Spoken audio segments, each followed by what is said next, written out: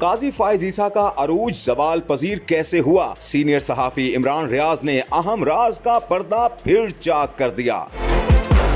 ایک مرتبہ پھر سے سینئر صحافی عمران ریاض خان نے اپنے نئے ویلاگ میں دبنگ انداز میں ماضی کی بند کتاب کھول دی۔ عمران ریاض نے اپنے تازہ ترین ویلاگ میں چیف جسٹس قاضی فائز عیسیٰ سے متعلق اہم انکشافات کی بند پٹاری کھولتے ہوئے کہا کہ اغوا ہونے سے پہلے انکشاف کیا تھا کہ قاضی فائز عیسیٰ چیف جسٹس بننے جا رہے ہیں، جس پر میرا یہ بھی کہنا تھا کہ قاضی فائز عیسیٰ کو اپنے آپ کو ہر قسم کی سیاست سے دور رکھنا چاہیے۔ اس وقت سیاسی جماعتیں بھی ان کا نام اپنے لیے کھل کر استعمال کر رہی ہیں، خاص طور پر مسلم لیگ نون اور پیپلز پارٹی۔